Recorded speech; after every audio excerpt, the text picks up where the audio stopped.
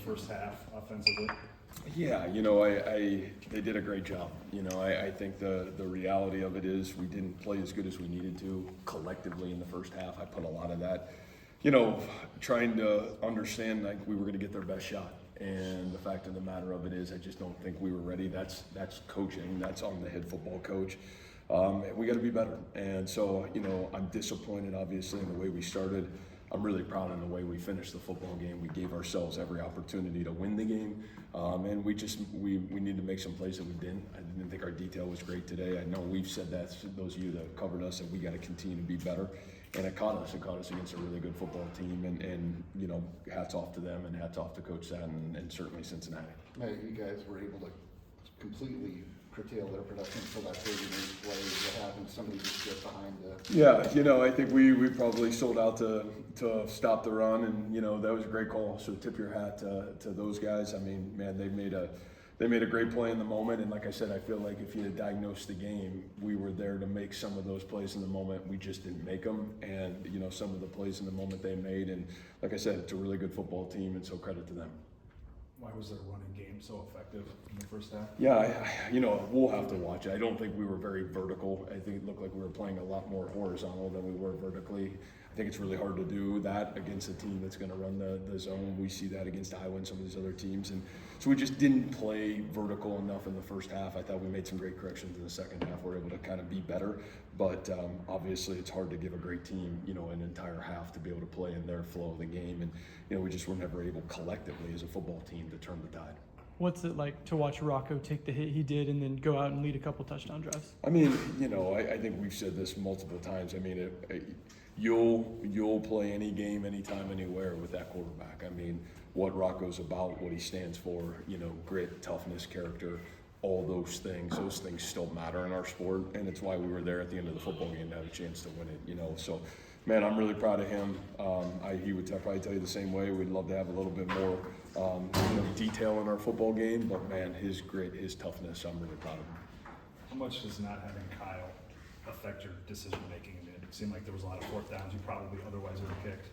Yeah, obviously it's a unique challenge, and the reality of it is we prepared for that challenge too. So again, those are moments that, man, you got to make some of those, you got to win some of those moments, and we just didn't have the ability to make some of those moments. But obviously, we're super grateful for what Chase is doing. He's giving our team a chance. And that's all you can ask for. So we're really proud of him. And like I said, as a football team, when a good player goes down, everybody else has got to be able to step up.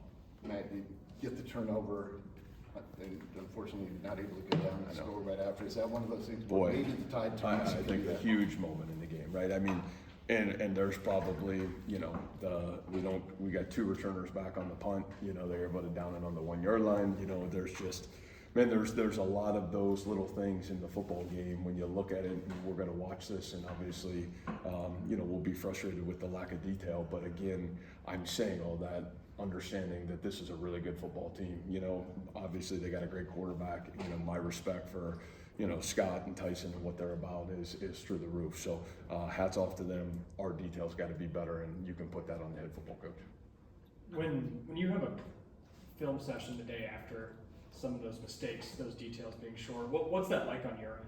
Yeah, it's always the same. That's a silly question. Every day is the same. So, man, Sunday we come back, we always make corrections, win or lose, we never flinch. What can you tell us about Carson Hansen's injury and status? Yeah, Carson got concussed, and so we just couldn't put him back in the second half. So hopefully we'll know a lot more about that as we keep moving ourselves forward. But I think from that standpoint of it, I thought Abu really did a great job. I thought he got into a great flow in the football game, which was great to see. Dylan Lee went in the football game. It's going to be fun to watch, what he looked like in the second half. But, man, I thought Carson did a really great job in the first half, so it stunk losing him. Will he be able to go home with you guys? Who's that? I believe so. No, I'm telling you that without having full knowledge. So, but I believe he's all right. Without watching the tape, what was your evaluation on the new corners you guys were putting in there? Man, I thought some of those guys made some really good plays. I mean, Quentin Taylor, down in the red zone, I thought made a couple of really good plays. I thought he made a couple of really good tackles. Obviously, Trey is continuing to play good football. Give them credit. I think you talk about one of those moments. It's a maybe a 3rd and 7, 3rd and 8, and it's a 50-50 ball, and they're able to make the play. That's going to happen to every corner in America. And I thought Trey came back and played really good football after that. And I thought David Coffey went in and, at least from an early evaluation, probably could be better on Tuesday. But I really thought David did a great job in the game. Benny, I thought, showed up on special teams in some areas, and I know he got into the game at corner too. So, again, we're not flinching there. We feel like we've got really good football players, and those guys will only continue to get better. But a great opportunity for those guys to show up today, and I thought they did some really good things. Toughness is a word that you have used a lot this season. Yeah. How much does it mean to you to kind of see your team respond the way they did in the second half and not just lay down and get crushed? Yeah, I mean, the world wants a result, and I get it. It's our sport, it's our profession. I care about attitude and effort, and I care about what kind of fight our kids have. And man, the one thing I told them after the game, I couldn't be prouder of them. I mean, we'll diagnose the result. That's coaching. We got great coaches. We got really good players. There's some detailed things that need to continue to get cleaned up. But buddy, if you got kids that are willing to fight for it and continue to fight for it, then you got a real chance. And so that's what our locker room's about. I really appreciate who our kids are. And, we'll look forward to getting ourselves back to practice and continue to grow forward. Detail is a word that you've used a lot here. How much of that is penalties today? That seems to be something that your team struggled with more today than previously this season. Yeah, that'll be interesting to see. Boy, there was a lot. So that'll be interesting. I think always, when you talk about not beating yourself, certainly one of those criteria is penalties. We'll have to look and see if those are. Man, there are some times where there's physical penalties, and then there's some times where there's some, mental penalties where you just got to be better. So we'll have to look at all those, and again, I'll have a better answer for you for Tuesday when I see that and see what that looked like. Last question for Coach. Anyone has one? I was just gonna ask, did you get a chance to reminisce with some of the older players that came through here? Yeah, it was really awesome.